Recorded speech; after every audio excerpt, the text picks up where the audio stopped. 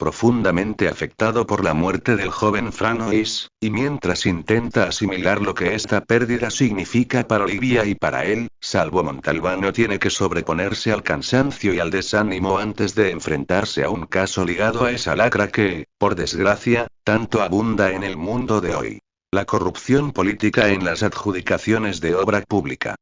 Como si el tiempo y el paisaje reflejaran ese estado de ánimo del comisario, una lluvia pertinaz y copiosa cae sobre Vigata e inunda sus calles y sus campos. En un solar abandonado, que el agua ha transformado en un lodazal, el cadáver del joven contable Hyun Kotra aparece con un disparo en la espalda. La investigación del asesinato exige todo el ingenio de Montalbano y sus ayudantes, y a medida que el comisario va aclarando el enigma, surge otro tipo de fango, el de los favores, las contratas amañadas y las concesiones fraudulentas. Montalbano no está dispuesto a mirar hacia otro lado y, fiel a su carácter, no cejará hasta llegar al fondo de la cuestión. Sin embargo, hay algo que no encaja. ¿Por qué la víctima se arrastró para morir dentro de un tubo de canalización del agua? Quiero agradecer al miembro de canal de YouTube Noemí por apoyar con su suscripción. Puedes unirte para apoyar la creación de estos audiolibros, solo da clic en el botón unirte o en el link en la descripción. Audiolibro. La pirámide de fango. Escrito por Andrea Camilleri. Serie Montalbano. Libro 27. 1. El restallido del trueno fue tan fuerte que Montalbano no solo se despertó de golpe y porrazo con un buen susto en el cuerpo, sino que además por poco se cayó de la cama del gran respingo que dio. Hacía más de una semana que llovía a cántaros, sin un minuto de tregua. Se habían abierto las cataratas y no parecía que tuvieran intención de cerrarse nunca más. Y no solo llovía en Vigata, sino en toda Italia. En el norte, había habido desbordamientos e inundaciones que habían provocado daños incalculables y obligado a desalojar unos cuantos pueblos. Pero en el sur la cosa tampoco era ninguna broma. Torrentes que parecían muertos desde hacía siglos habían vuelto a la vida espoleados por una especie de ansia de revancha, y en su estallido habían arrasado casas y terrenos de cultivo. La noche anterior, el comisario había visto por televisión a un experto que aseguraba que toda Italia corría peligro de un desastre geológico gigantesco, porque nunca había habido un gobierno que se preocupara seriamente del mantenimiento del territorio. En resumen, era como si el propietario de una casa no se hubiera molestado nunca en arreglar el tejado deteriorado o los cimientos en mal estado, y luego se hiciera cruces y se quejara si un día la casa acababa desmoronándose. Tal vez sea precisamente el fin que nos merecemos, comentó Montalbano con amargura. Encendió la luz y miró el reloj. Las 6:05. Demasiado temprano para levantarse.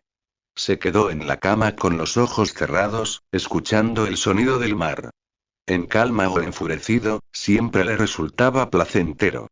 De pronto, se dio cuenta de que había dejado de llover. Se levantó y fue a abrir los postigos. Aquel trueno había sido como la traca final de unos fuegos artificiales, que precisamente se dispara para marcar su conclusión. De hecho, ya no caía ni una gota del cielo, y las nubes que se acercaban por levante, ligeras y blanquecinas, no tardarían en reemplazar a las otras, negras y pesadas. Volvió a acostarse, relajado. No iba a ser un mal día, de esos que lo ponían de un humor de perros. Entonces se acordó de que se había despertado en medio de un sueño. Caminaba por una galería oscura como boca de lobo y la lámpara de queroseno que llevaba en la mano derecha daba poca luz. Sabía que, apenas unos pasos por detrás de él, renqueaba un hombre al que conocía, aunque no sabía cómo se llamaba. En un momento dado, ese individuo había dicho: «No puedo seguir tu ritmo, estoy perdiendo demasiada sangre por la herida». Y él había contestado: «No podemos ir más despacio, la galería podría hundirse de un momento a otro». El aliento del hombre que lo seguía se había tornado cada vez más pesado y fatigoso, y poco después había oído un lamento y el ruido de un cuerpo que caía al suelo. Montalbano se había dado la vuelta y había desandado sus pasos. El hombre yacía boca abajo y entre los omoplatos le sobresalía el mango de un cuchillo grande de cocina. Se había dado cuenta al instante de que el pobre desgraciado estaba muerto. Y, en ese preciso momento, una fuerte ráfaga había apagado la lámpara y, acto seguido, la galería se había venido abajo con un estruendo digno de un terremoto. El sueño era el revoltijo resultante de un exceso de púlpitos hervidos y de una noticia que había visto en televisión sobre un centenar de muertos en una mina china. Aún así, el hombre del cuchillo entre los omoplatos de donde salía, se esforzó por recordar y luego decidió que la cosa no tenía ninguna importancia. Poquito a poco, se abandonó de nuevo al sueño. Y entonces sonó el teléfono. Miró el reloj, apenas había dormido 10 minutos. Mala señal que lo llamaran a esa hora de la mañana. Se levantó y fue a contestar. Diga. Bertie. No soy y se ha inundado todo, Bertie. Oiga, que Bertie, en la despensa, que teníamos 100 quesos frescos, hay 2 metros de agua. Mire, y en el almacén ni te cuento, Bertie. Coño. ¿Quiere hacer el favor de escucharme? Aulló el comisario como si fuera un lobo. Pero si no es y no, no soy Bertino. Hace media hora que intento decírselo. Se ha equivocado. Entonces, si no es Bertino, ¿con quién estoy hablando? Con su hermano gemelo. Colgó el auricular de malos modos y volvió a acostarse entre maldiciones. Unos segundos después, el aparato sonó otra vez. Saltó de la cama rugiendo como un león, descolgó de un zarpazo y, con voz de loco, dijo. Idos a tomar por culo tú, Bertino y los 100 quesos frescos. Colgó y arrancó la clavija de la pared, pero le había entrado tal arrebato de nerviosismo que la única forma de quitárselo de encima era con una buena ducha. Iba camino al baño cuando oyó una musiquilla extraña que salía de algún rincón del dormitorio. ¿Qué podía ser? Entonces se dio cuenta de que era su móvil, que utilizaba de uvas a peras. Contestó. Era Facio. ¿Qué pasa? Preguntó con osquedad.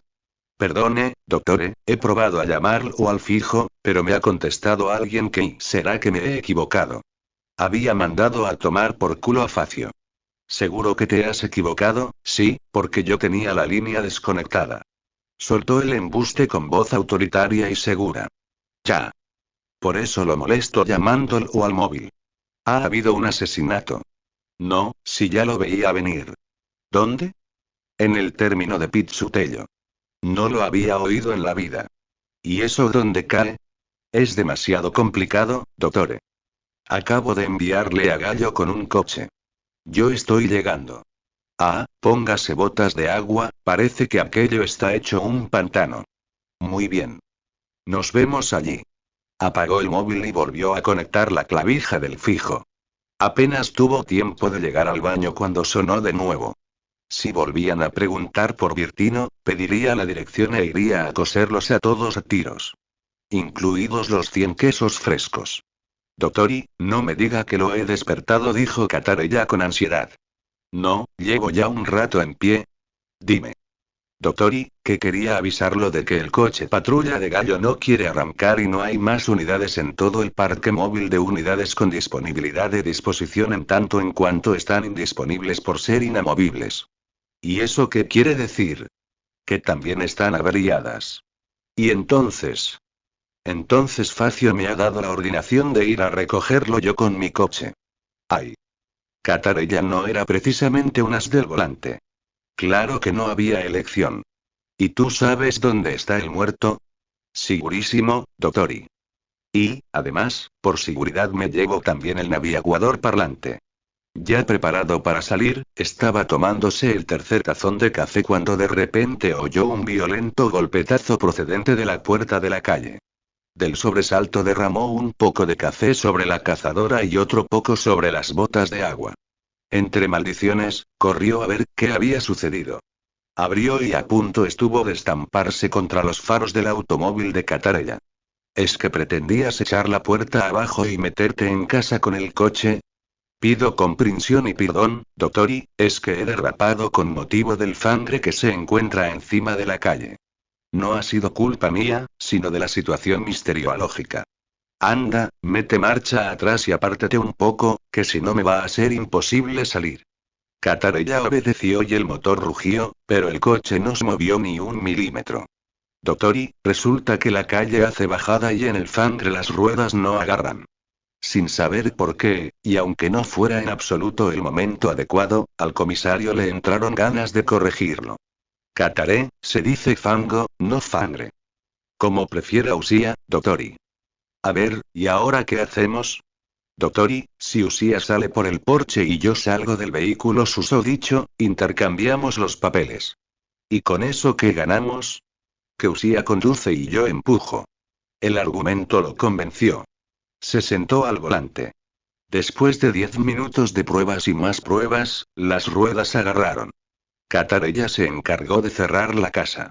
Cuando regresó, volvieron a intercambiarse los papeles y por fin emprendieron el camino. Al cabo de un rato, Catarella habló. Doctori, ¿puede explicarme una cosa? Dime. Si en siciliano se dice sangu pero hay que decir sangre, ¿por qué fangu se queda en fango? ¿Sabes qué pasa, Cataré? Que el fango, al ser fango, es siempre fango en todas las lenguas del mundo. El navigaguador parlante llevaba media hora hablando, y Catarella, a su vez, llevaba media hora obedeciendo obsequioso, diciendo sí, señor tras cada instrucción recibida, cuando Montalbano hizo una pregunta. Oye, ¿no acabamos de pasar hace nada por la antigua caseta del guardavía de Montelusa Basa? Sí, doctori. ¿Y ese término dónde está? Aún más adelante, doctori. Pero si aquí ya estamos en territorio montelusano, imagínate si seguimos avanzando. Desde luego, doctori, aquí es todo montelusano. ¿Y qué coño nos importa a nosotros un muerto en territorio montelusano? Hazte a un lado y para. Luego llámame a Facio al móvil y pásamelo. Catarella obedeció. Facio, ¿me explicas por qué tenemos que encargarnos de un caso que no nos corresponde? ¿Quién lo dice? ¿Quién dice el qué? Que no nos corresponde. Te lo digo yo. Si el cadáver se ha encontrado en territorio montelusano, por lógica pero si el término de Pizzutello queda en nuestro territorio, dottore. Está justo en la frontera con Sicudiana. Santo cielo.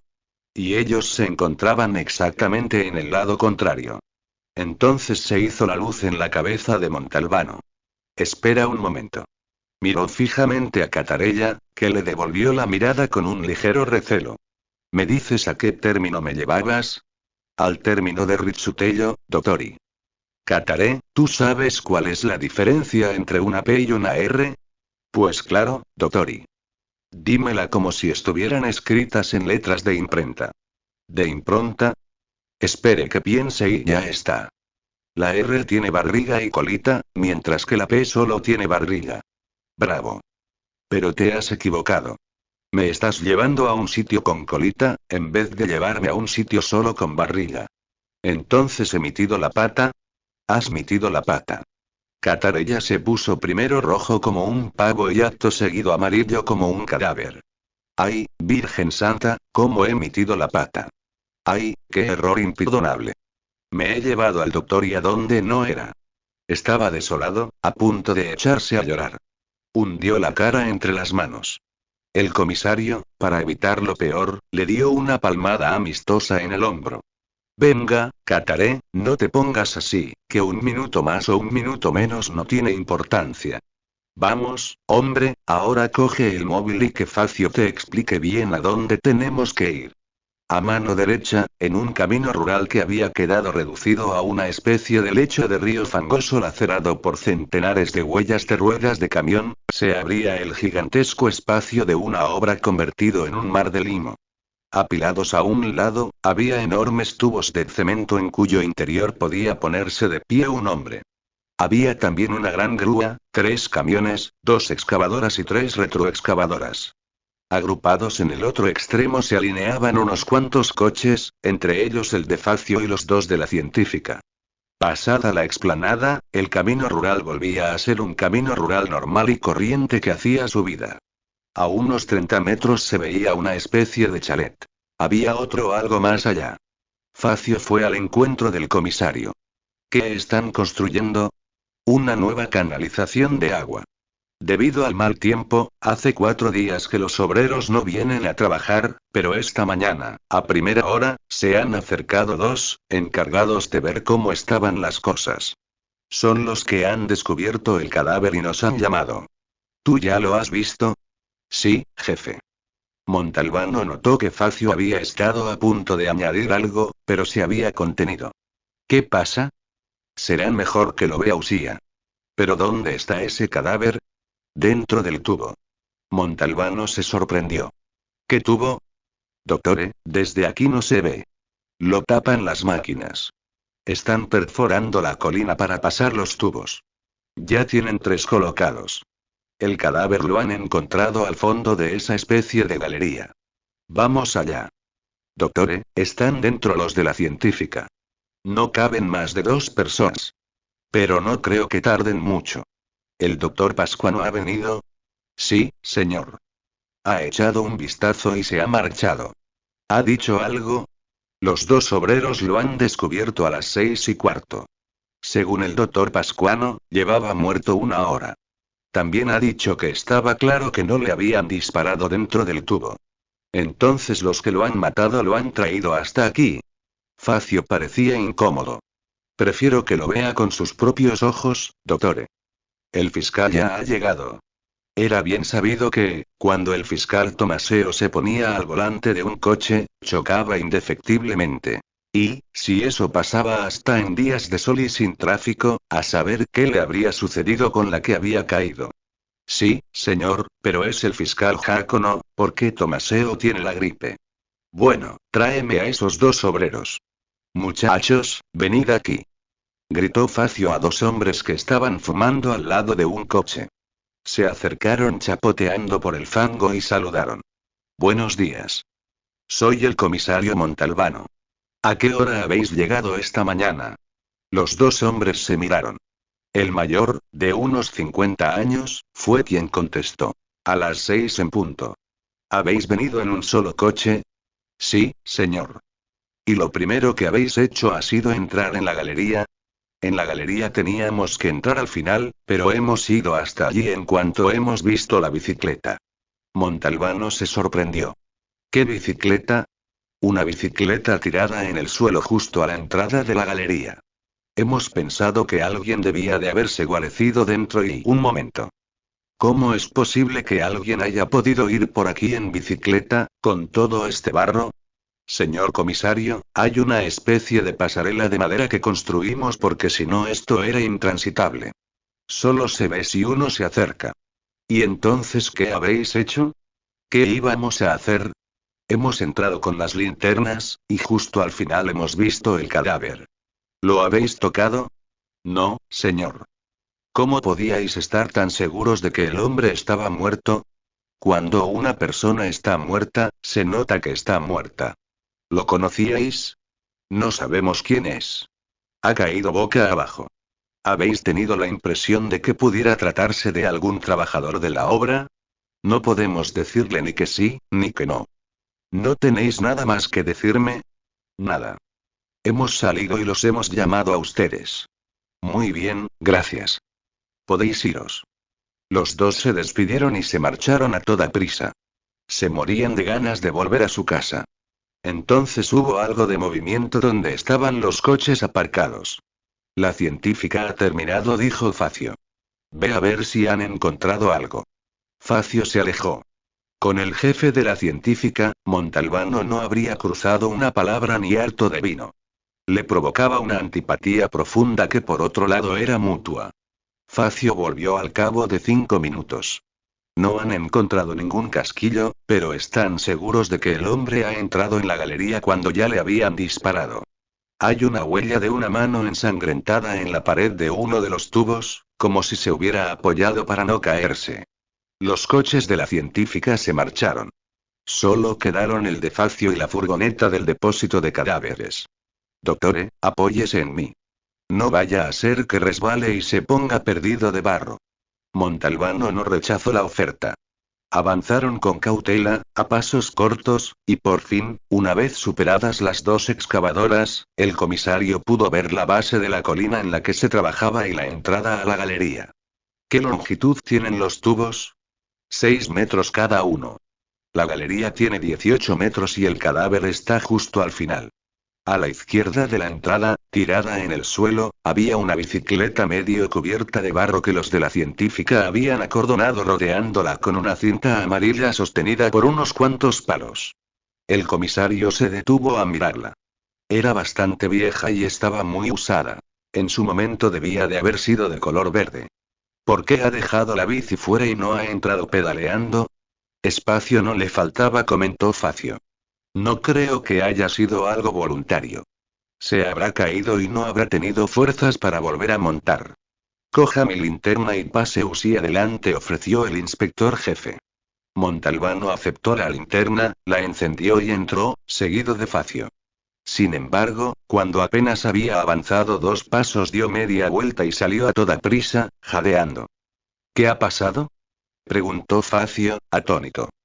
Debía decirle que se había acordado del sueño. Me ha faltado el aire. Oye, ¿esta galería es segura? Segurísima. Muy bien. Vamos allá, dijo, y volvió a encender la linterna antes de tomar una buena bocanada de aire, como si fuera a sumergirse a pulmón. No había vuelta de hoja, estaba claro que la escena iba a ser clavada a la del sueño y la situación no le hacía ninguna gracia. Solo que Facio, que iba detrás de él, por suerte no tenía ningún cuchillo de cocina entre los omoplatos. Incluso allí dentro había fango. Mucho menos que fuera, pero había. Por fin el haz de luz de la linterna enfocó el cadáver y Montalbano se quedó boquiabierto. Y es que el difunto, que estaba boca abajo y parecía una estatua de barro, no llevaba ropa, tan solo una camiseta de tirantes y unos calzoncillos, y además iba descalzo. Lo habían matado con un único disparo de arma de fuego que lo había alcanzado entre los omoplatos. La camiseta, teñida de rosa al extenderse por el algodón blanco la sangre diluida por el limo, dejaba ver con claridad el agujero de entrada del proyectil. Me gustaría verle la cara, dijo el comisario. Vamos a salir, propuso Facio. Una vez en el exterior, fue a hablar del traslado del cadáver con los encargados, que estaban jugando a las cartas dentro de la furgoneta. Miraron con malos ojos a Montalbano, prosiguieron unos instantes con la partida y luego bajaron y entraron en la galería. A las 5 de la madrugada llovía a mares, comentó Facio. ¿A quién se le ocurre salir a dar una vuelta en bici como si nada, con la que estaba cayendo, descalzo y en calzoncillos? No estaba dando una vuelta, estaba huyendo, contestó el comisario. Y probablemente le han disparado cuando ya había montado en la bici. Y eso me lleva a pensar una cosa. ¿El qué? Que un hombre herido de muerte y en pleno temporal no podía tener fuerzas para subir una cuesta en esa bicicleta. Tendrá que explicármelo mejor. Hay poco que explicar. Ese hombre solo puede haber y ya está. Gritó uno de los trabajadores del depósito al salir de la galería. El comisario y Facio volvieron a entrar. Los hombres habían dado la vuelta al muerto e incluso le habían limpiado la cara. El cadáver correspondía al de un muchacho atractivo de unos 30 años, de cabello moreno y con la boca entreabierta, lo que dejaba ver una hilera de dientes sanos y blancos. Debajo del ojo izquierdo tenía una cicatriz en forma de media luna. La camiseta no presentaba ningún agujero de salida por la parte delantera, señal de que la bala se había quedado dentro del cuerpo. Me basta, dijo el comisario. Volvieron a salir. ¿Podemos empaquetarlo?, preguntó uno de los del depósito. Todo vuestro, respondió Facio. Montalbano miró a su alrededor. Aquel paisaje lo afligía, le encogía el corazón, lo incomodaba. La enorme grúa le recordaba el esqueleto de un mamut, los grandes tubos parecían huesos de una bestia gigante, y los camiones, deformados por la costra de fango que tenían encima, eran como animales desconocidos y muertos. No se veía ni una brizna de hierba y el verde había quedado cubierto por una capa semilíquida de un gris oscuro, idéntica a una cloaca al aire libre, que había ahogado a todo bicho viviente, de las hormigas a las lagartijas. Montalbano se acordó de un verso de un poema de Eliot que se llamaba precisamente La tierra baldía y que decía: donde los muertos perdieron los huesos. ¿Cuánto tiempo hace que trabajan en estas obras de canalización de agua? 7 años, doctore. ¿Y por qué están tardando tanto? Por lo visto, después de 5 años hubo un parón porque los costes se habían triplicado, como de costumbre. ¿Y ahora han vuelto al trabajo? Sí. Han recibido una nueva partida del gobierno regional. Claro que, entre tanto, parece que se ha acabado el agua. ¿Qué agua? La que tenía que pasar por esta nueva canalización, o sea, el agua del Voltano. ¿Y por qué ya no lleva agua el Voltano? No es que no lleve agua, es que no tiene suficiente para alimentar también esta canalización. ¿Y eso? Resulta que, en este tiempo, el consorcio de Caltanissetta ha ganado la concesión y se ha quedado el agua del Voltano. Entonces esta canalización es inútil. Sí, señor. ¿Y por qué siguen trabajando? Doctor, Usía lo sabe mejor que yo. Porque las contratas ya están adjudicadas, son intereses económicos que se respetan. De otro modo, la cosa acaba a tortas. ¿Y no sería mejor que la cosa acabara a tortas de una vez por todas? La conversación con Facio fue la clásica gota que colmó el vaso. Larguémonos. Pero, doctor no, Facio, si nos quedamos, al final el fango me llegará al cerebro. No aguanto más. Ve a decirle a Catarella que vuelva por su cuenta. Y tú, llévame a Marinella. Le pidió que lo dejara delante de la puerta de casa y quedaron en verse en la comisaría después de comer. Fue a sacar las llaves del bolsillo en el que las guardaba siempre, pero no las encontró. Las buscó en los demás. Nada.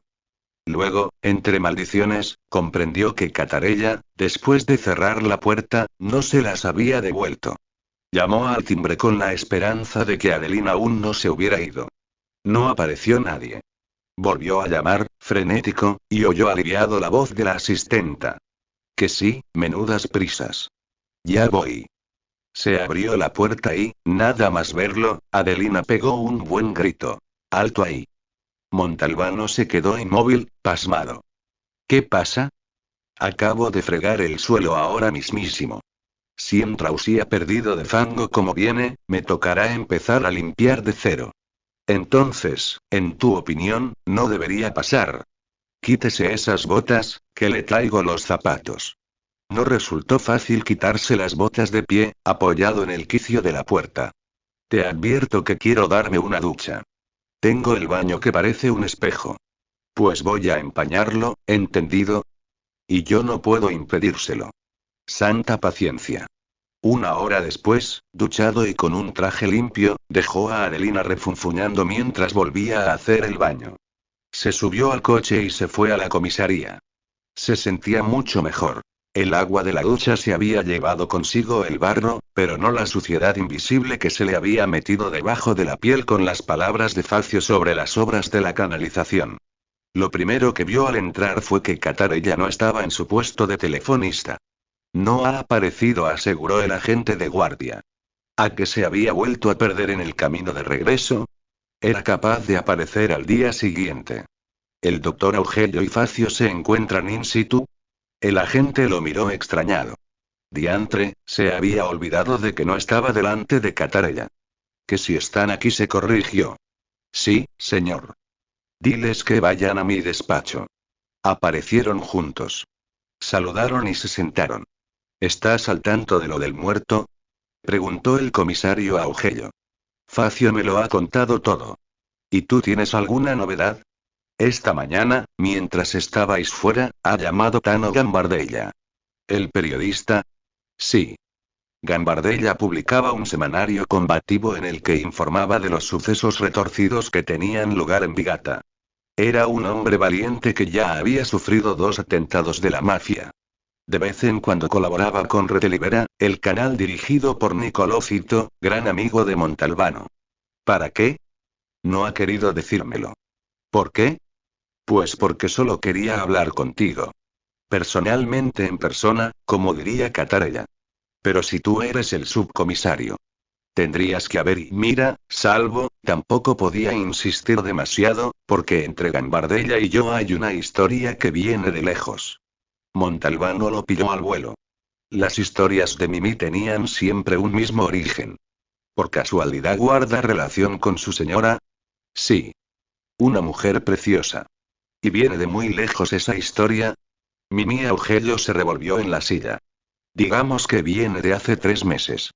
Mimi, si no te pones las pilas, un día u otro algún marido celoso te desterrajará un tiro. Y yo le facilitaré la vida, que no te quepa duda. ¿En qué habéis quedado? ¿En qué te llamará?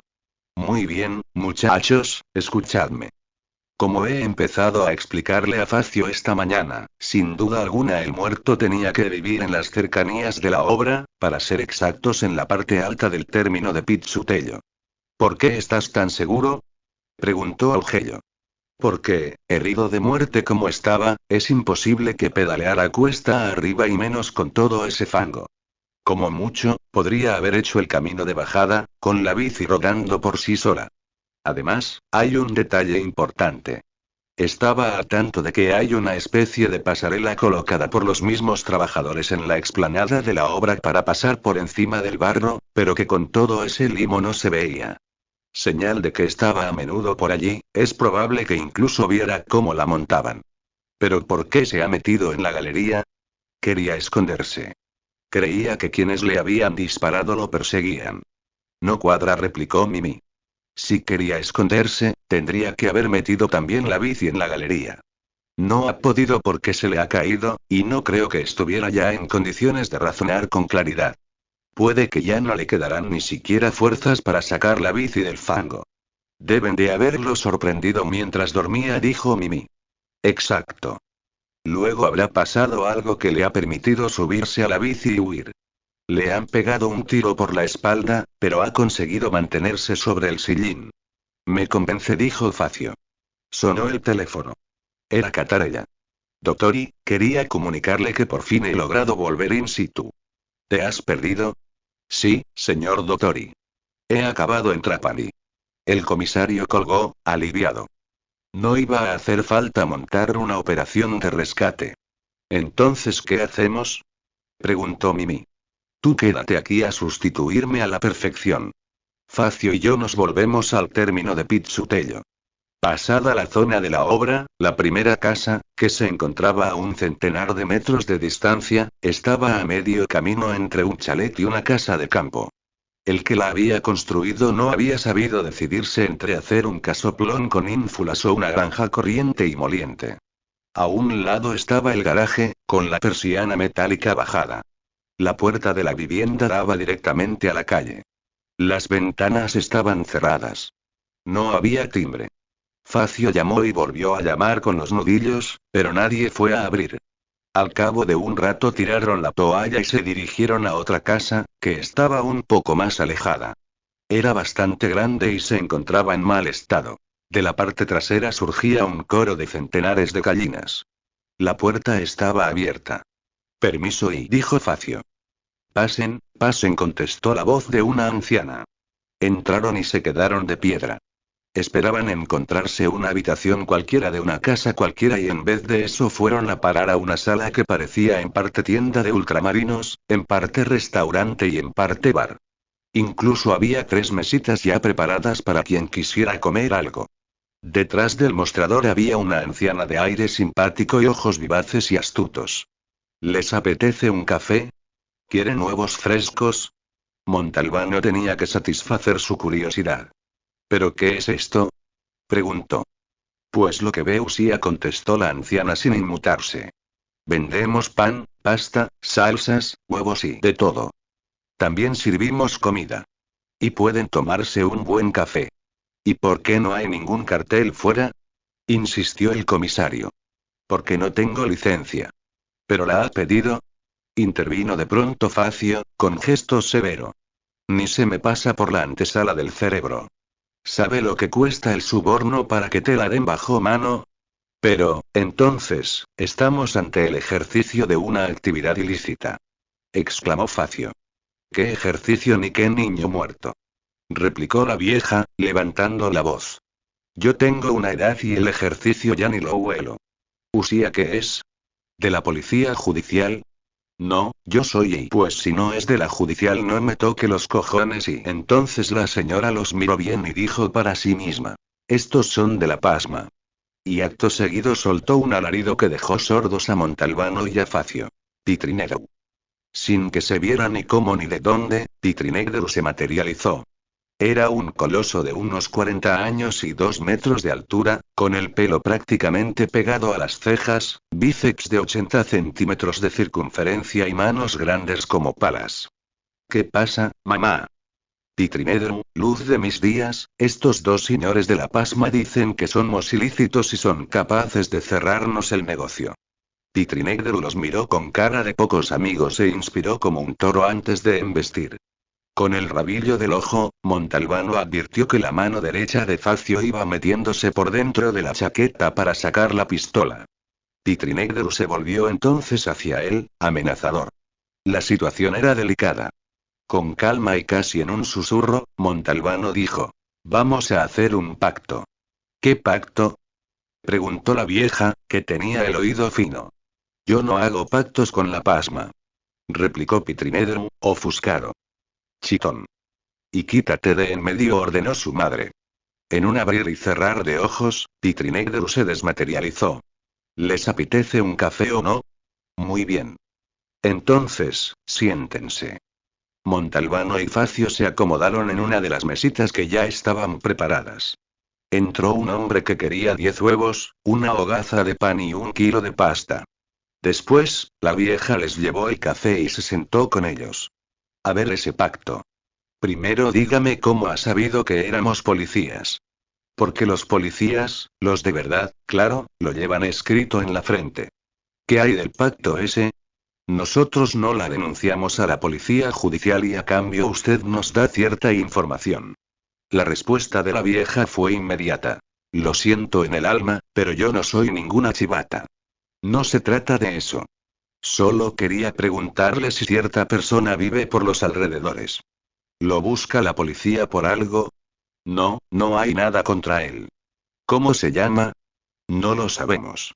«Tendrá unos 30 años, el pelo moreno, una altura aproximada de 1,75 m y una cicatriz en forma de media luna debajo de Hyun y Kotra», lo interrumpió la señora.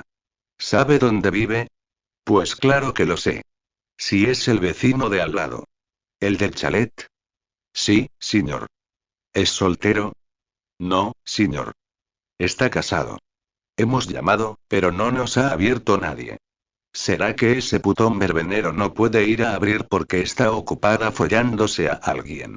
«¿Se refiere a la mujer de Nicotra?». «¿De quién estamos hablando?». «Es una alemana de 25 años. Se llama Ingi y viene mucho por aquí a hacer la compra, en bici, de punta en blanco, con unos pantalones tan apretados que parece que se los hayan pintado sobre el culo y cuando no está su marido, suele recibir visitas, y ella encantada de la vida. Además, estoy segura de que les da de comer a sus amantes». «¿Por qué?». «Porque cuando viene por aquí hace una buena compra, como si en esa casa vivieran 4, cuando solo son 2. ¿No tienen hijos?». «No, señor». «¿Él trabaja?». «Sí, señor. Es contable». «¿Dónde?». «Ni idea». «¿Y cómo está usted tan segura de que la señora recibe a hombres?». «Es que este camino que viene de Vigata lleva al que va a Sicudiana. Por eso los coches que vienen de Sicudiana pasan por aquí delante. Y yo veo que algunos se paran a menudo en el chalet y al cabo de 2 horas se van».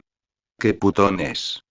Imagínese, si hasta intentó que le hiciera cosas el santo varón de mi Pitrinegru y por casualidad no tendrá el teléfono del chalet». «Sí, señor». «Se lo digo». Facio lo anotó. «¿Sabe dónde dejaba la bicicleta la señora?». «Apoyada en la pared, al lado de la puerta de entrada». «Esta mañana, a eso de las 5, ¿ha oído algún ruido extraño?». «¿Qué ruido?». «Un disparo, por ejemplo». «Señor mío, esta mañana había unos truenos que parecían bombas». «No se habría oído ni un cañonazo». Facio y Montalbano se miraron. No tenían más preguntas que hacer. Se levantaron. «Un pacto es un pacto», exclamó la vieja.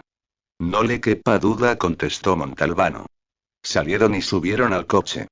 «¿Vamos a probar otra vez en el chalet?», propuso Facio. «Vamos». «Pero tampoco en esa ocasión», contestó nadie. «No sé por qué, pero todo esto me huele a chamusquina». Facio se acercó al garaje. «¿A dónde vas?». «Quiero ver si está el coche».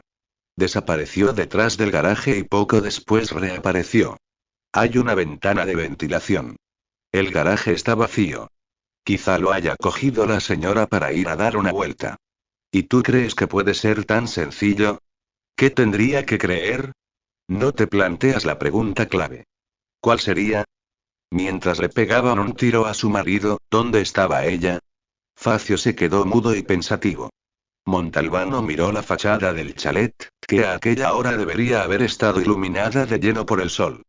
Pero en aquel momento el sol brillaba por su ausencia, lo ocultaba una pesada nube negra. Montalbano se dirigió a la parte de atrás de la casa. Facio lo siguió. Allí parecía que ya fuera de noche. Al levantar la vista, el comisario se fijó de inmediato en que, por los postigos de una ventana del primer piso, se filtraba luz. Facio también lo vio.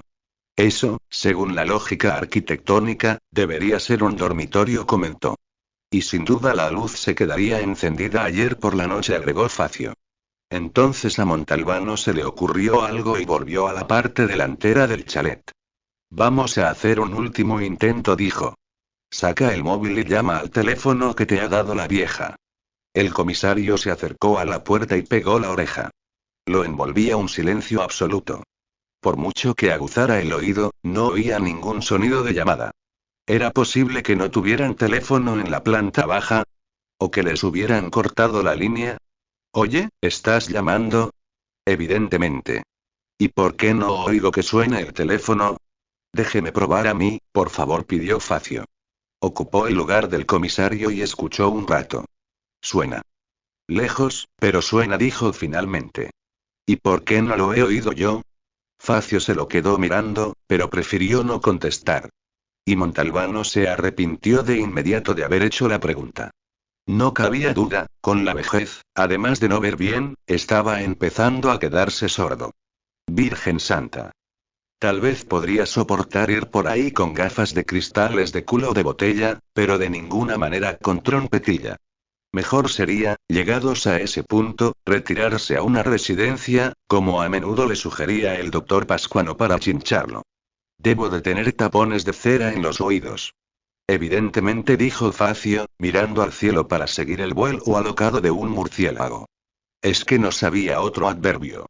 Vámonos a comisaría, dijo Montalbano con brusquedad. ¿Qué piensa hacer? Preguntó el inspector jefe mientras arrancaba, consciente de que el comisario sufría un ataque de mal humor y era mejor distraerlo. Ahora ya es tarde, pero mañana por la mañana iré a ver al fiscal Jácono y le pediré una orden para entrar en la casa. ¿Se la dará? Jácono no es de los que complican las cosas. ¿Y qué espera encontrar? Si quieres que te diga la verdad, tengo un mal presentimiento. Creo que nos encontraremos a una mujer muerta. Y me temo que acertará, respondió Facio. Pero, según Usía, ¿qué es lo que ha ocurrido? No me gusta hablar sin saber. Ya, pero para pasar el rato, y pueden establecerse varias hipótesis, pero como punto de partida hay algo que está claro. A Hyun y Kotra, y quizá también a su mujer, los sorprendieron mientras dormían. No se trata de ladrones, de eso estoy seguro. ¿Por qué? Un ladrón no dispara por la espalda a la persona a la que está robando si sale corriendo. En cualquier caso, los sacaron de la cama tal como estaban y se los llevaron a la planta baja. ¿Por qué? Preguntó de nuevo Facio. Porque, si se hubieran quedado en el piso de arriba, Nicotra no habría tenido oportunidad de huir. Ni siquiera lo habrían dejado bajar. Es cierto. Y, una vez en la planta baja, buscan algo o quieren algo que tiene la pareja. ¿Cómo lo sabe? Facio, si alguien entra en una casa de noche y no es ningún ladrón, hay 4 posibilidades y punto pelota. O es un amante de la mujer, o un secuestrador, o busca algo o, si no, quiere averiguarlo. Yo descartaría las 2 primeras opciones. Siga. Durante el interrogatorio, Nicotra encuentra la oportunidad que necesita. Quizá un momento de distracción de los allanadores. Abre la puerta, consciente de que su mujer siempre deja la bici apoyada allí al lado, monta y huye. Uno de los dos le dispara y le da en la espalda, pero Nicotra aguanta y se adentra en la noche. Recuerda que había tormenta. Entonces, como no pueden hacer otra cosa, se cargan a su mujer y se largan. Perdone, pero ¿por qué se habrían llevado también el coche, que no está en el garaje? No te sé decir. También es posible que a ella no la hayan matado, sino secuestrado. ¿Y qué vamos a hacer ahora? Mañana por la mañana, mientras yo voy a ver al fiscal, tú intenta averiguar todo lo que puedas sobre Hyun Hyun y Kotra. Tengo que comunicar que hemos identificado el cadáver. Quizás sea mejor ganar tiempo. Ya daremos parte cuando haya hablado con el fiscal. Felicítame, anda, dijo Mimi Augelio con la cara de las grandes ocasiones nada más verlo. ¿Qué empresa heroica has conseguido? En cuestión de 2 horas, he hecho lo que los periódicos llamarían una operación brillante. Cuéntame. En cuanto os habéis ido, he recibido una llamada anónima. Una voz de hombre me ha dicho que un tal Saverio Piscopo, residente en la vía Loduca, 4, se había hecho con un buen cargamento y lo había escondido en el cochecito de su hijo de 3 meses. Ha añadido que hacía la denuncia porque Piscopo trapicheaba delante de los colegios. ¿Y te has fiado de una llamada anónima? Sí, y he hecho bien. En el cochecito había 1 kilo de hierba y un buen montón de pastillas. ¿Lo has detenido? Claro. ¿Cómo ha reaccionado? Ha interpretado bien el papel de quien no sabía nada, pero no ha sido capaz de explicar cómo había llegado la mercancía al cochecito de su hijo. No dejaba de repetir que él se ganaba el pan honradamente como albañil. ¿Qué? ¿Me felicitas o no? Felicidades, Mimi. Se había levantado y estaba ya a punto de salir de su despacho hacia Marinella cuando sonó el teléfono. Doctori, tengo que decirle que parece que estaría en la línea el señor Gambabella. Pásamelo. Habría apostado los huevos a que el señor Gambabella era Gambardella. Querido Gambardella, cuénteme. Ya sé que me hay, sí, doctor Montalbano, y siento en el alma las molestias que le ocasiono, pero se trata de algo realmente serio y tengo cierta urgencia de hablar con usted en privado. Mire, estaba a punto de marcharme, pero puedo quedarme y me disculpo otra vez, pero no quiero que nadie me vea entrar en la comisaría. Así pues, el asunto no era cosa que pudiera tomarse a la ligera. Si lo tenían vigilado y entendido. ¿Usted sabe dónde vivo? Sí. Son las 8. ¿Le va bien dentro de media hora? De acuerdo. Antes que nada, en cuanto entró en casa fue a ver qué le había preparado Adelina. Abrir el horno o la nevera le provocaba la mismísima emoción que cuando, siendo un chiquillo, rompía el huevo de Pascua para ver qué sorpresa había adentro. Tal vez para hacerse perdonar la descortesía de aquella mañana, la asistenta le había dejado una maravillosa pasta ancasciata y 2 salchichas en salsa. Con aquel tiempo de 1000 demonios, el pescado fresco era muy difícil de encontrar. Congelado lo había a paladas, pero no era algo que soportara su paladar. Lo pondría todo a calentar después de la visita de Gambardella. Abrió la cristalera del porche, aunque enseguida se dio cuenta de que no apetecía demasiado sentarse fuera. Llamaron a la puerta y fue a abrir. Era Gambardella. Al leer los artículos incendiarios que escribía, y sabiendo a lo que se arriesgaba, uno se lo imaginaba como un hombretón altanero de mirada orgullosa.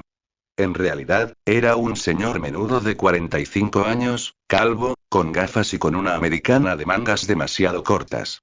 Se acomodaron en las 2 butacas de delante del televisor, después de darles la vuelta para estar cara a cara. ¿Quiere tomar algo? Nada, gracias. No quiero robarle más tiempo del estrictamente necesario. Pues yo, en cambio, voy a ponerme un whisky. ¿Lee usted mi semanario? Sí. Entre otras cosas, llamarlo el guardiano del faro me parece una idea certera. Gracias. Como sin duda sabrá, soy abogado, aunque sienta pasión por la prensa. Como periodista, tengo la mala costumbre de levantar alfombras. Con los tiempos que corren, lo suyo no me parece una mala costumbre, sino más bien una virtud. Una virtud que, como se me ha dado a entender por activa y por pasiva, podría costarme cara. Voy al grano. ¿Ha oído hablar de Albacchiara? No. Es una empresa constituida hace año y medio con el objetivo de dedicarse a la construcción de obra pública. Apenas un mes después de su creación, empezó a dominar el mercado. Y tenga en cuenta que, en ese mercado, la competencia es numerosa y muy agresiva. Sea como sea, Alba Chiara ganó, entre otros, el concurso del complejo escolar de Villaseta. Trabajaron en un tiempo de auténtico récord y en 1 año y 2 meses entregaron la obra. ¿Qué sobrecoste hubo? Poquísimo. Un porcentaje nimio. Desde ese punto de vista, su actuación fue intachable. Así pues, es una empresa muy respetable. En apariencia. ¿Y eso? Hace un mes, justo una semana después de la inauguración, uno de los 3 edificios fue declarado inhabitable. ¿Por qué? Se habían caído 2 techos y, además, habían aparecido grietas palpables en los muros de carga. ¿Hubo heridos? No, por suerte. ¿Se abrió una investigación? No había manera de evitarlo. La conclusión, se resolvió que la responsabilidad no era de la empresa constructora, las grietas se debían a un corrimiento de tierras debajo del edificio. Perdone, pero, antes de empezar la construcción, ¿no es obligatoria una valoración preventiva del terreno? Se hizo, por supuesto. ¿Y dieron el visto bueno? Sí. Lo firmó el profesor Augusto Maraventano, una autoridad en la materia, pero ya nonagenario y completamente senil. Entiendo. La cosa es más complicada. ¿A Maraventano lo llamaron a declarar? No fue posible. ¿Por qué? Murió hace 6 meses. Y así acabó la historia y santas Pascuas. Ningún culpable. A ver, es posible que espere. Llegados a ese punto, me planteé una pregunta de lo más lógica. ¿Cuál era? Si el terreno estaba expuesto a corrimientos de tierras, ¿no peligraban también los otros 2 edificios? ¿Y qué hizo? Fui a hablar con el ingeniero Riccio, el ayudante del profesor Maraventano, y me aseguró que la historia del corrimiento era una patraña convenida entre Alba Chiara y el juez. El terreno era, desde el punto de vista geológico, muy sólido. Me enseñó los informes, los estudios, los análisis, todo. Lo que pasa es que nadie más que yo se tomó la molestia de acudir a él. Pero ¿cómo es posible que un juez hubiera ahí? Se basó únicamente en el peritaje hecho por un técnico propuesto por la propia Alba Chiara. Por lo tanto, llegué a la conclusión inevitable. Dígamela. Que los materiales empleados por Alba Chiara no habían sido los declarados en la contrata, sino otros de pésima calidad. Y, además, que se había ahorrado mucho en la construcción en sí, omitiendo la aplicación de normas precisas de estabilidad y seguridad. Hace 3 días empecé a moverme en esa dirección e hice unas cuantas preguntas por ahí. ¿Resultados? Gambardella sonrió. El resultado es que ayer por la noche me encontré en el buzón un sobre con la dirección escrita en mayúsculas. Recelé de inmediato. Lo abrí. Contenía tan solo una foto de mi hijo Ettore, que tiene 6 años, al salir del colegio. No había nada escrito. Nada. ¿Tiene la foto? Sacó un sobre del bolsillo y se lo tendió al comisario. No había llegado por correo, alguien lo había metido en el buzón. La foto mostraba a un chiquillo que reía mientras hablaba con un compañero al que solo se veía de espaldas. Elocuente, dijo Montalbano mientras se lo devolvía. ¿Y ahora qué piensa hacer?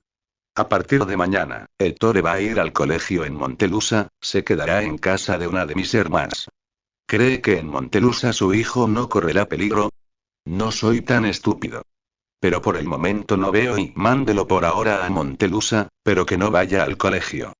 Llévelo a casa de su hermana esta misma noche y procure que no se entere nadie. Muy bien. Así pues, ¿pretende seguir adelante? Es evidente que sí. Quiero que sepa que estoy a su entera disposición. Dígame cómo puedo y solo he venido a ponerlo al tanto de la amenaza que he recibido. En caso de que nos sucediera algo a mí o a alguno de mis familiares, sabrá hacia dónde dirigir sus investigaciones. Le hago una propuesta. Soy todo oídos. Yo, oficialmente, no puedo mover ficha, pero, si me tuviera informado de lo que vaya descubriendo, me resultaría más fácil prevenir cualquier movimiento peligroso de esa gente contra usted. De acuerdo. Una última pregunta. ¿Con quién ha hablado? Con 3 albañiles que habían trabajado en la construcción del complejo escolar. Uno de ellos, un tal Saverio Piscopo, me dio una pista que podría ser clave. ¿Cómo ha dicho que se llama? Saverio Piscopo. A ese ya le habían hecho pagar por haberse ido de la lengua. Le habían puesto droga en el cochecito de su hijo. Prefirió no decirle nada de Gambardella. ¿Y en qué consiste esa pista? Resulta que, en un principio, el jefe de obra fue un tal Filippo Asciolla, al que luego despidieron y sustituyeron por otro. Por lo visto, Asciolla se la tiene jurada a los de Albachiara. Quiero ir a hablar con él cuanto antes. Manténgame informado y vaya con mucho cuidado. Ah, oiga, ¿sabe qué empresa está construyendo la nueva canalización de agua del Voltano? Actualmente están trabajando en el término de Pizzutello. ¿Donde esta mañana han encontrado a un hombre asesinado? Sí. Es la empresa Rosaspina. ¿Qué se cuenta por ahí de ese homicidio? Como no se ha identificado al muerto, las suposiciones son muchas y, naturalmente, no falta la hipótesis de los cuernos, pero hoy por hoy no hay nada con fundamento. En cuanto Gambardella se fue, Montalbano puso la mesa mientras la cena se calentaba en el horno y luego se tomó las cosas con calma y se deleitó especialmente con la pasta incasciata. Después quitó la mesa, encendió el televisor y vio las noticias de Retelibera. Como deliberadamente no había informado aún a nadie sobre el nombre del fallecido, a la víctima de la galería lo llamaban el desconocido. El periodista Nicolò Cito se sorprendía de que aún no se hubiera denunciado su desaparición, ya que, y en eso llegaba a la misma conclusión que Montalbano, un hombre que a las 5 de la madrugada sale bajo la lluvia en paños menores y en bicicleta tenía que vivir forzosamente en las inmediaciones. Y concluía. A falta de noticias por parte de la policía, mañana por la mañana emprenderemos nuestras propias pesquisas, de las que tendremos al corriente a nuestros espectadores. Inteligente, su amigo Nicolò, no cabía duda. Y al instante se le ocurrió algo. Estaba seguro de que le costaría muy poco descubrir que el muerto vivía en un chalet próximo a la obra y que estaba casado. Si daba esa noticia, haría que el asesino se cubriera aún más las espaldas, que estuviera más alerta.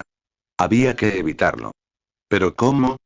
Lo mejor era curarse en salud y enterarse antes que nadie de cuál era la situación exacta.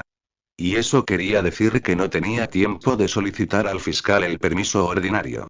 Le tocaba apañárselas por su cuenta. Sonó el teléfono. A esas horas solo podía ser Livia. No tenía ganas de levantarse y contestar. Finalmente se decidió, pero antes de coger al auricular todavía tuvo un momento de vacilación. Descolgó. ¿Cómo te encuentras hoy? Hacía 3 días que Livia tenía fiebre, un poco de gripe. Y antes se había encontrado mal del estómago, y antes de eso había tenido un dolor tan intenso en las piernas que no podía ni andar y la verdad verdadera estaba más clara que el agua. Desde la muerte de Franois, ya no era la misma, había cambiado mucho. Parecía haber perdido todo interés, se olvidaba de las cosas, se abandonaba, no estaba pendiente de sí misma. En aquellos momentos, con solo oír cómo le había cambiado la voz, a Montalbano se le encogía el corazón. El mundo que lo rodeaba se volvía gris y lo asaltaba una tristeza abrumadora. Un poquito mejor. Una pausa, y a continuación. Me gustaría tenerte aquí. Te lo prometo. Iré en cuanto pueda. Me siento tan sola y no había vuelto a tener ganas de ir a trabajar, había pedido una excedencia, no había querido ir a Marinella porque se imaginaba que sería muy duro, y se pasaba todo el día encerrada en casa. Las palabras se le escaparon de la boca. Livia, te lo ruego, te lo suplico. Reacciona, hazlo por los dos. Tú lo eres todo para mí. Al oírte así lo intentaré, salvo. Te lo prometo. Buenas noches. Buenas noches. Colgó el auricular, respiró hondo y, tras pasarse las manos por la cara, se las encontró empapadas. 4 Vista a la luz de los faros del automóvil, en una noche sin luna porque el cielo estaba cubierto por un manto pesado de nubes más negras que el negro nocturno, la obra parecía la escenografía ideal para una película expresionista alemana, debido al fuerte contraste entre luz y oscuridad y a las sombras deformadas y agigantadas que hacían pensar en proyecciones de figuras monstruosas e inmóviles. O para una de aquellas otras, por lo general americanas, que relatan el día siguiente a una catástrofe nuclear, cuando los supervivientes merodean por un paisaje que la víspera conocían al dedillo y que ahora son incapaces de reconocer, que les resulta extraño. Era como si aquella obra llevara muchos años abandonada. La grúa, los camiones, las excavadoras eran idénticos a restos esqueléticos abandonados durante siglos en un planeta muerto. Los colores se habían desvanecido, no se veía nada que no estuviera teñido por el gris uniforme del limo. El fango, como decía Catarella. Y quizá no iba desencaminado, porque el fango se había metido hasta en la sangre para convertirse en un componente más. El fango de la corrupción, de los fajos de billetes, de los reembolsos simulados, de la evasión de impuestos, de los fraudes, de las contabilidades falseadas, del dinero en B, de los paraísos fiscales, del bunga bunga y quizá, reflexionó Montalbano, aquello era una metáfora de la situación en la que se encontraba toda Italia. Aceleró, con el temor repentino e irracional de que el coche, contagiado, se quedara varado en aquel dichoso rincón y se transformara en un instante en otro desecho fangoso. Si eso hubiera sucedido, sin duda su primera reacción habría sido empezar a pegar gritos como un chiquillo asustado, y habría tardado un buen rato en recuperar el uso de la razón. Dejó escapar un suspiro de alivio cuando los faros iluminaron por fin la fachada del chalet. Claro que también iluminaron otro vehículo aparcado casi al lado de la casa. ¿Era posible que a alguien se le hubiera ocurrido lo mismo que a él? ¿Podría ser que Cito hubiera avanzado tanto en su investigación periodística personal? Tardó un instante en darse cuenta de que no podía parar, tenía que fingir que pasaba por allí y seguir adelante. A pesar de todo, le dio tiempo a distinguir con claridad que dentro del coche había un hombre y una mujer. Estaban los dos sentados delante y cuando los iluminó con los faros se cubrieron el rostro. Ella era rubia. Cito quedaba descartado. Pasó por delante del negocio ilegal de la vieja, y siguió avanzando hasta que el camino rural desembocó en la carretera provincial que llevaba a Sicudiana. A esas horas, el tráfico era escaso. Detuvo el coche en el arcén y se quedó dentro. Encendió un pitillo y se lo fumó sin prisa. Por suerte, acababa de estrenar el paquete, ya que, de una u otra forma, tenía que dejar pasar como mínimo una media hora. Con aquel coche y la pareja allí, lo que tenía pensado hacer a continuación resultaba algo más peligroso de lo previsto. Y es que cabía la posibilidad, remota, sí, pero real, de que la rubia fuera Inge, la mujer alemana de Nicotra. Tal vez había vuelto a casa sin saber nada del asesinato de su marido y antes de entrar quería, por así decirlo, despedirse tranquilamente de su acompañante. Por fin pasó la media hora, gracias a Dios. Montalbano arrancó y recorrió el mismo camino en sentido contrario. El automóvil de la pareja había desaparecido. ¿Había sido realmente una cita romántica o quizá Inge había entrado en casa después de despedirse de su acompañante? Bajó del coche y se quedó quieto unos instantes para ver si se acercaban las luces de otros vehículos. Con aquella noche tan negra, los faros se habrían visto a kilómetros de distancia. Nada, por suerte. Oscuridad absoluta por los dos lados de la carretera. Así pues, se acercó con cautela al chalet. Por los postigos de la planta baja no se filtraba ninguna luz. Se dirigió a la parte de atrás. La situación le pareció la misma que por la tarde, con la diferencia de que la luz del dormitorio se distinguía mejor. Volvió a la parte delantera y, con mucho cuidado, tratando de no hacer ruido, abrió la puerta al tercer intento, sirviéndose de las ganzúas que le había regalado un antiguo ladrón. Empujó un poco la hoja, despacito, con miedo a que rechinara, se asomó estirando el cuello y echó un vistazo al interior. En la planta baja reinaba una oscuridad tan densa y absoluta que podía cortarse con un cuchillo. Antes de entrar, se quitó los zapatos y los dejó fuera, al lado de la puerta. Una vez en el interior, encendió la potente linterna que había llevado y cerró la puerta a su espalda, acompañándola con la mano. De inmediato tuvo la clara impresión de que en la casa no había un alma. Olía a cerrado, a aire estancado y rancio. Eso quería decir que, en consecuencia, la mujer del coche no era Inge. Tenía vía libre, pero en esos casos hacer las cosas con prudencia era una regla de oro. El haz de luz de la linterna le mostró que se encontraba en un espacio grande dividido en una cocina americana, un comedor y una tercera zona de sala de estar. Había una puerta cerrada. Lo más probable era que diera a un baño. Se había imaginado un escenario distinto. Sin embargo, todo parecía en perfecto orden. Lo único que desentonaba era una silla patas arriba en mitad de la habitación y otra tirada en el suelo sobre un costado. Eran signos evidentes de que había habido un altercado, tal vez un forcejeo. Entonces se fijó en las huellas de barro que habían dejado un par de zapatos y otro de botas, y que iban directamente desde la puerta hasta los pies de la escalera de madera que llevaba al piso superior. Así pues, los asaltantes habían sido dos. Se dirigió poco a poco hacia el primer peldaño y empezó a subir tratando de no hacer el más mínimo ruido. La escalera iba a morir a un pasillo con 3 puertas a cada lado. La habitación con la que uno se topaba nada más subir era un dormitorio. Había una luz encendida, la que habían visto desde fuera. Entró. Las sábanas y la colcha de la cama de matrimonio habían resbalado por un lado y tocaban el suelo. Una almohada manchada de sangre también estaba tirada a un lado. A Montalbano le quedó claro al instante que allí solo había dormido una persona. ¿Cómo se explicaba aquella sangre? ¿De quién era?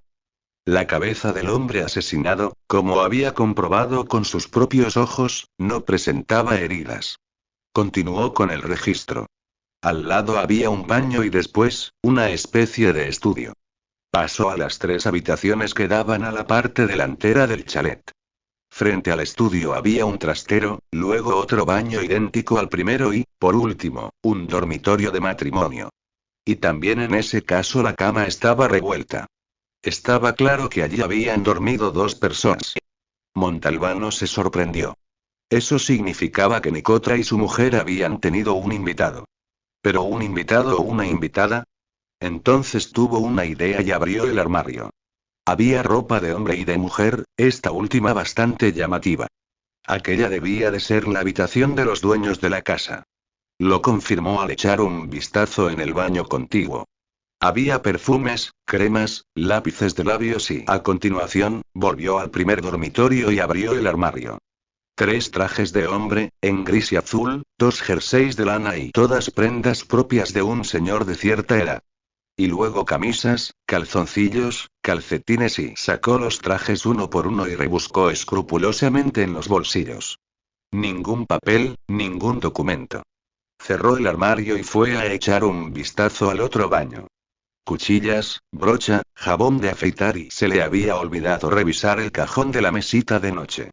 Volvió a la habitación, lo abrió y lo primero que vio fue un gran revólver cargado y, al lado, una caja de munición. No había nada más. Sin embargo, encima de la mesita, junto a un vaso de agua, se hallaba el frasquito de un medicamento de esos que llevan un cuentagotas. Era un tratamiento para el corazón. Por lo tanto, no era un invitado de paso, tenía que ser un huésped fijo.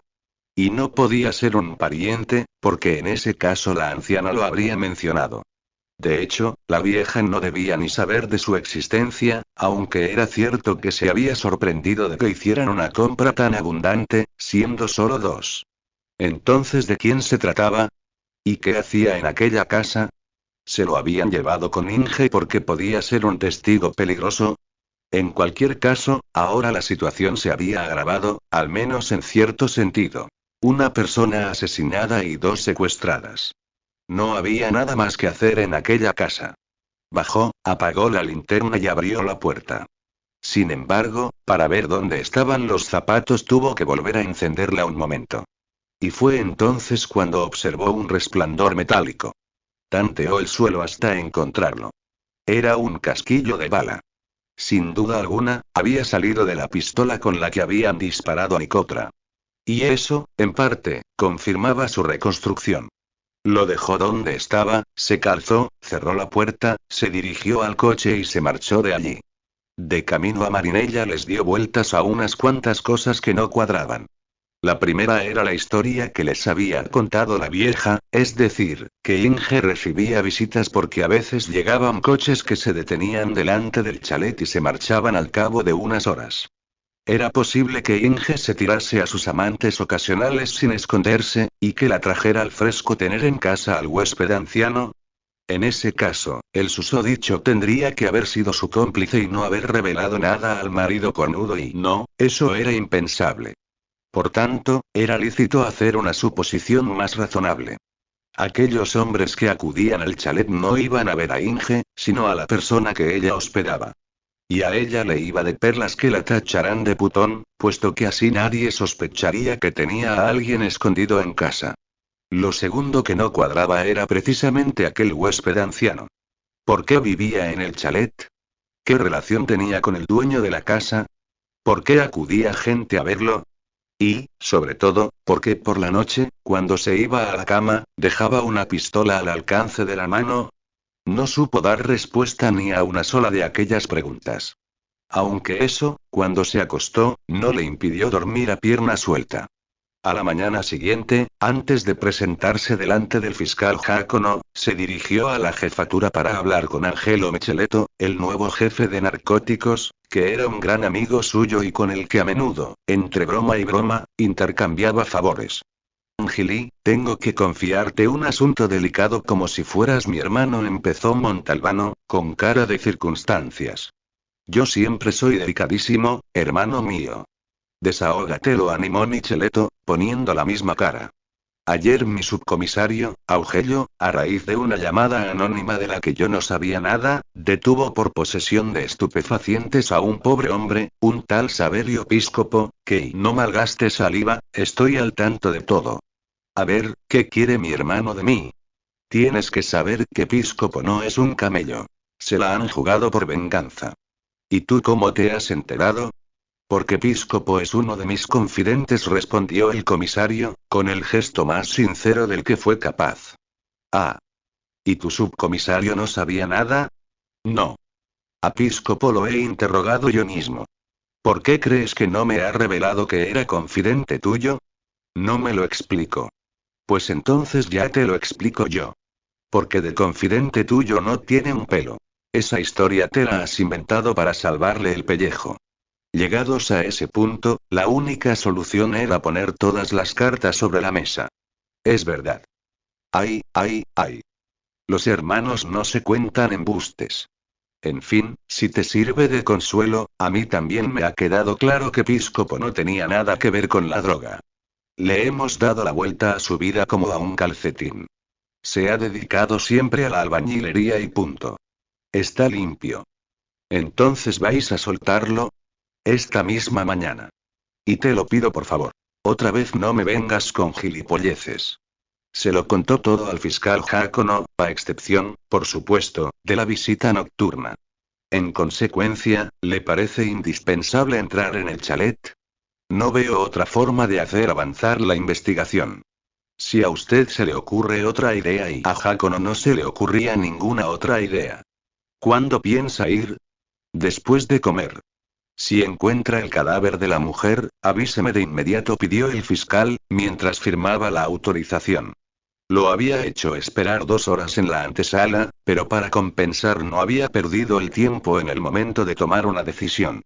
En cuanto llegó a la comisaría, pidió a Catarella que mandara a Facio y a Augello a su despacho. ¿Puedes salir un momento? Le pidió al inspector jefe, en cuanto ambos se sentaron ante él. Tengo que hablar a solas con el doctor Augello. Facio se levantó y se marchó. Augello lo miró intrigado. Mimi, me veo obligado a retirar la felicitación que me arrancaste por la brillantez de la detención de Saverio Piscopo. No tiene absolutamente nada que ver con el tráfico de drogas. Pero si en el cochecito encontré, y lo sé, pero se la habían puesto allí intencionadamente, y luego te llamaron para que fueras a detenerlo. ¿Y eso quién te lo ha dicho? El jefe de narcóticos, ¿te parece eso suficiente? O sea, que antes de creerte una llamada anónima, piénsatelo 4 veces. Enfadadísimo, Augello se levantó y salió sin decir palabra. Un instante después, entró Facio. Ya tengo la autorización de Jácono. Avisa a los de la científica para que estén allí a las 4. La puerta tienen que abrirla ellos. Si dentro está el cadáver de Inge, avisamos al fiscal y a Pascuano. ¿Y tú qué me cuentas? ¿Puedo leer un papelito con mis notas? Con la condición de que no empieces por los tatarabuelos de Nicotra, que te conozco. Muy bien. Gerlando Nicotra nació hace 34 años en Vigata y tenía el título de contable. Lo cierto es que era hijo de contable. ¿Los padres están vivos? Él, sí, y tengo la dirección y el teléfono. Pero la madre, no. Sigue. Casado desde hace 5 años con Inge Schneider, de 29 y nacida en Bonn. Donde vivían ya lo sabemos. Parece ser que él era un muchacho serio, trabajador, sin vicios, nada de mujeres. Sin antecedentes penales. Se había comprado un coche nuevo hace poco, un Volvo. Tengo la matrícula, que siempre puede venirnos bien. Desde hacía año y medio, trabajaba de contable único en la empresa Rosaspina. ¿Qué significa eso de contable único?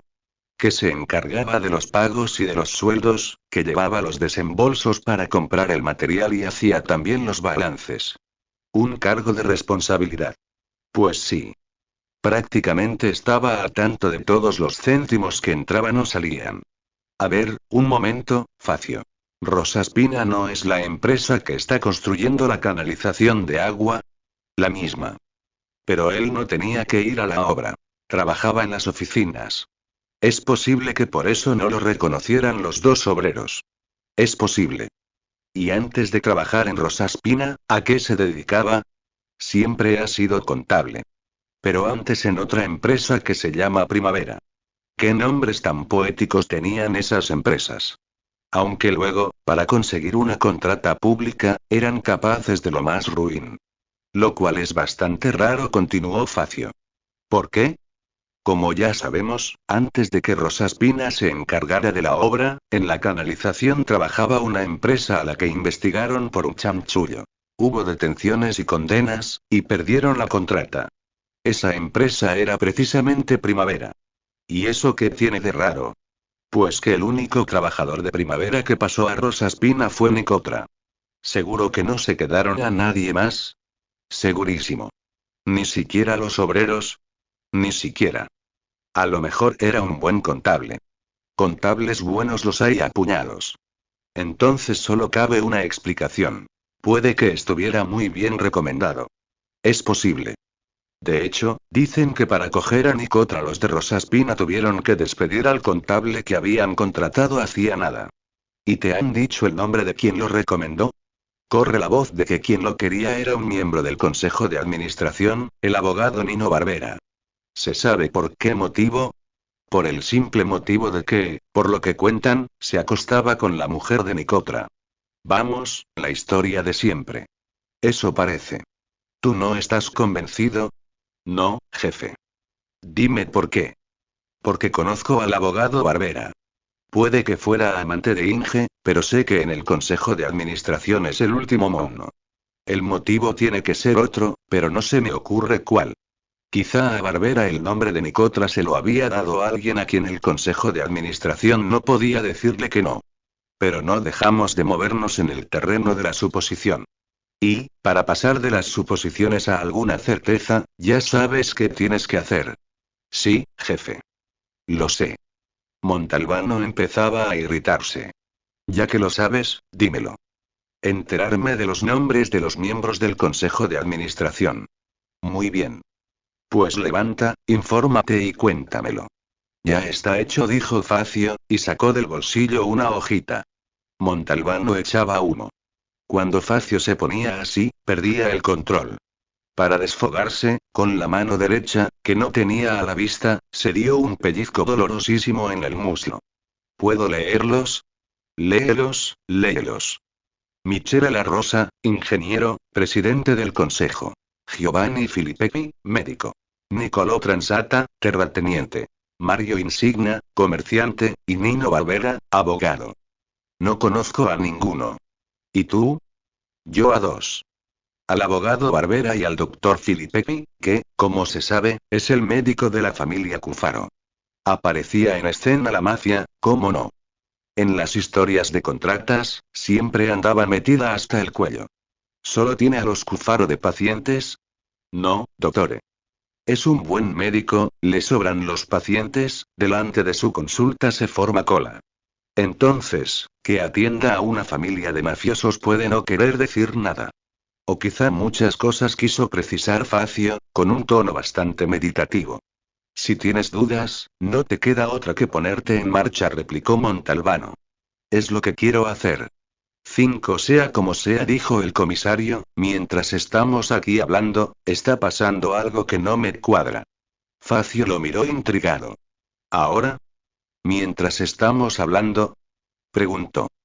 Ahora mismísimo. ¿Y de qué se trata? Antes contéstame a unas preguntas. Dispare. Rosaspina, como todas las empresas del mundo, tendrá un director, ¿no? Sí, señor. Está en la vía y olvídate de la dirección, no me interesa, al menos por ahora. ¿Cómo se llama ese director? Espere, que lo consulto. Sacó del bolsillo el papelito, le echó un vistazo y luego dijo. Pascual Herrán no. Es aparejador. ¿Y ahora qué hora es? Facio, completamente desconcertado, respondió después de mirar el reloj. Las 12:12. Perfecto. Por encontrarse muerto de un disparo, ayer al contable único Gerlando Nicotra le resultó imposible acudir al trabajo por causa de fuerza mayor, y tampoco pudo justificar su ausencia. ¿Estamos? Estamos. Dado que hoy sigue estando muerto, también esta mañana se ha visto obligado a no ir a trabajar. En consecuencia, es lógico pensar que ayer el director Ram no se preocuparía de llamar a su casa, aunque sin obtener respuesta, y esta mañana sin duda habrá hecho lo mismo. ¿Tiene lógica? Sí, jefe. Entonces, me pregunto lo siguiente. ¿Cómo es posible que, cuando ya han dado las 12, aún no se haya puesto en contacto con nosotros con una simple llamada telefónica, para denunciar la desaparición de su contable? Tiene razón, reconoció Facio, aunque puede que haya una explicación a eso. Quizá han puesto la denuncia a los carabineros. ¿Puedes informarte? Facio salió y volvió al cabo de 5 minutos. A los carabineros tampoco les han presentado ninguna denuncia. Esto me huele mal. Es como si hubieran sabido al momento quién era el asesinado.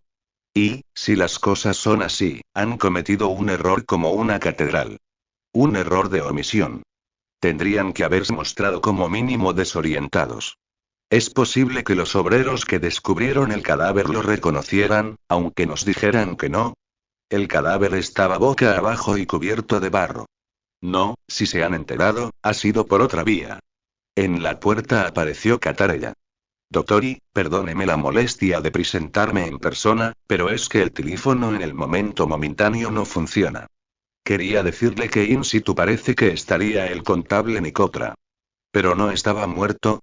Montalbano y Facio se miraron atónitos. ¿Seguro que se llama así? La mano en el fuego, doctori. Facio se pegó un manotazo en la frente. Debe de ser el padre. Exclamó. Hazlo pasar, ordenó el comisario, y entonces, volviéndose hacia su inspector jefe, añadió. ¿Qué te decía de la omisión de los de Rosaspina? ¿Te apuestas algo a que el padre viene porque no ha tenido noticias de su hijo? No me hace gracia perder. Soy Ignacio Nicotra, dijo al entrar, en italiano y no en siciliano, un señor de unos 60 años, flaco, de nariz aguileña, con una mata de pelo cano, bien vestido y con gafas gruesas. Tenía gesto de preocupación y parecía muy incómodo, cosa que se veía por el ligero temblor de las manos y las continuas subidas y bajadas de la nuez. Póngase cómodo y cuéntenos. Es posible que sea demasiado aprensivo por naturaleza, puede incluso que haber venido solo sirva para hacerles perder el tiempo, pero es que estoy preocupado por mi hijo Gerlando. ¿Y eso? Es que, como no vive conmigo, que soy viudo, ha cogido la costumbre de llamarme 2 veces al día. Por la mañana temprano, antes de irse a trabajar, y por la noche cuando vuelve a casa. Ayer no me llamó, y esta mañana tampoco. ¿Y usted lo ha buscado? Naturalmente. Pero en su casa no contesta nadie, ni él ni su mujer. Y tiene el móvil apagado. ¿Ha intentado dar con él en el trabajo? Por supuesto. He hablado con su jefe, el señor Rano, y me ha dicho que ellos tampoco se explican la ausencia de Gerlando. Además, él siempre se apresura a avisarlos si se retrasa o si algún día no puede ir. ¿Cuándo fue la última vez que vio a su hijo? Hace 6 meses. ¿Pero usted vive en Vigata? Sí. ¿Y cómo ha pasado tanto tiempo sin ir? Nacio Nicotra se revolvió en la silla. Se encogió de hombros y negó varias veces con la cabeza. Yo iba todos los domingos a comer con ellos. Luego, hace unos 6 meses, Gerlando me dijo que sería mejor que no fuera por allí, al menos durante un tiempo. Había discutido con Inge, su mujer. Por lo visto, ella los domingos quería salir a comer fuera, y mi presencia ahí se interrumpió. Montalbano tomó nota mental de que el huésped desconocido llevaba 6 meses en el chalet. Esa era la verdadera explicación del alejamiento del padre. Hay que reflexionar un momento sobre los pasos que conviene seguir, dijo Montalbano, que mientras tanto se devanaba los sesos tratando de encontrar la manera de darle la mala noticia.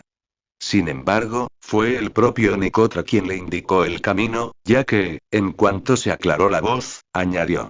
Ayer precisamente me enteré de que en la obra de Rosaspina, que es la empresa donde trabaja mi hijo, habían encontrado a un hombre asesinado al que aún no han identificado.